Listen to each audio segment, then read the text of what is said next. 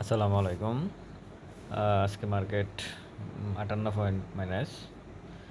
তো মার্কেটে যেটা আসলে সবচেয়ে খারাপ দিক সেটা হচ্ছে মার্কেট ভলিউম অনেক কমে গেছে।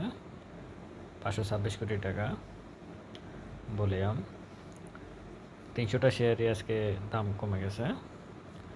মাত্র ৬০টা দাম বাড়ছে, তাও খুব কম পরিমাণে।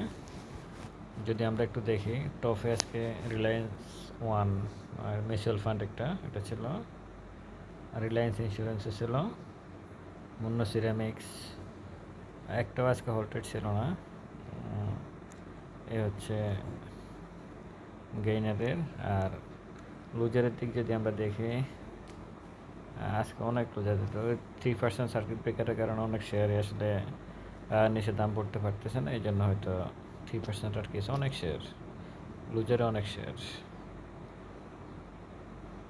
অনেক শেয়ার আজকে লুজারে ছিল।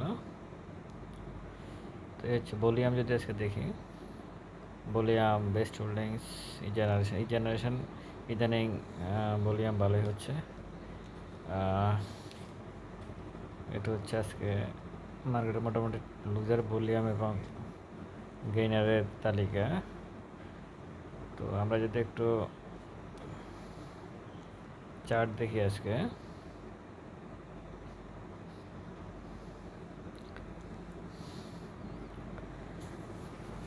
চার্টে আসলে এই মুহূর্তে কোনো কিছুই পজিটিভ নেই।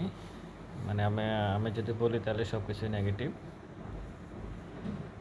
মার্কেট আসলে এত দূর পর্যন্ত পড়ার কোনো যুক্তিই নেই। কেন পড়তেছে, কী কারণে পড়তেছে, আসলে যারা মার্কেট মেকার তারাই ভালো জানে। ম্যাকডি অনুযায়ী যে সেল সিগন্যাল সেটা গতকালকে দিয়ে দিয়েছে, আজকে সেটারই একটা ধারাবাহিকতা। পরবর্তীতে হয়তো এখানে এগুলো হচ্ছে অনুমান নির্ভর আর কি। 5516-তে দেখা গেছে কালকে এখানে চলে আসতে পারে, এটা বলে আসলে লাভ নেই। ম্যাকডি অনুযায়ীও হিস্টোগ্রামের যে বারটা সেটা অনেক কি বলে ছোট হয়ে গেছে। যে গাঢ় সবুজটা ছিল ওটা দিন দিন হালকা হয়ে আরও ছোট হয়ে গেছে। এই যে দেখেন, অনেক ছোট হয়ে গেছে। আর হিস্টোগ্রামের বার যেটা, সেটাও আসলে এখন অরেঞ্জ রেখার নিচে হয়তো কালকে চলে আসবে। এটা আসতে একটু লেট হয়, এই জন্য হয়তো আসে নাই। কিন্তু তিনটে ইন্ডিকেটর আসলে এই মুহূর্তে সেল সিগন্যাল দিয়ে রাখছে।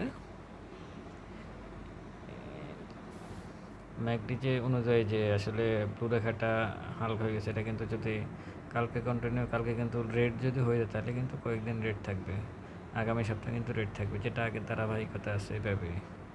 হ্যাঁ, আগের ধারাবাহিকতা এইভাবেই আছে। এগুলো আসলে দুঃখজনক, মার্কেট কেন যে এরকম করতেছে। ডলারের কি বলে রিজার্ভ কমে গেছে, ডলারের দাম বেড়ে গেছে। রিজার্ভ কমে গেছে, রিজার্ভের সাথে শেয়ার মার্কেটের কী সম্পর্ক কে জানে।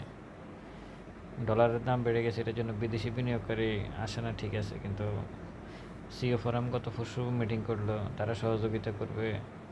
এই হচ্ছে সহযোগিতার নমুনা। সামনে বাজেট আছে, সব কিছু মিলে আসলে মার্কেট এভাবে এই ডাউন ট্রেন্ডে থাকাটা আসলে দুঃখজনক। কোথায়কার মার্কেট কোথায় চলে গেছে, কোথায় চলে গেছে। তো এইভাবে আসলে একটা দেশের মার্কেট চলতে পারে না। একটা লোকও নয় যে আসলে এই মুহূর্তে প্রফিটে আছে।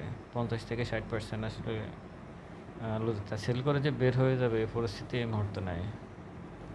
এই মুহূর্তে এই পরিস্থিতিও নাই। 50-60% আসলে কে সেল করে, যার 5 লাখ টাকা ইনভেস্ট আছে, যার 2.5 লাখ টাকা নেয়, যার 10 লাখ আছে, তার 5 লাখ টাকা নেয়। তো তাহলে এই মুহূর্তে কে কী সেল করবে আর কি বের হয়ে যাবে। তবে হ্যাঁ, একটা জিনিস দেখলাম যে প্রায় প্রত্যেকটা শেয়ারেই পাবলিকের কাছে যে শেয়ারটা বেশি থাকার কথা সেটা কিন্তু পাবলিকের কাছে নাই। বেশিরভাগ শেয়ার এখন ইনস্টিটিউটগুলোর কাছে আছে। তার মানে আসলে যে মার্কেটটা যে 1000 পয়েন্ট ফালাইছে, আসলে এর ভিতরে মার্জিন যারা নিয়েছে তাদের শেয়ারগুলো তারাই কালেকশন করে নিয়ে গেছে। এটা বোঝা যায়।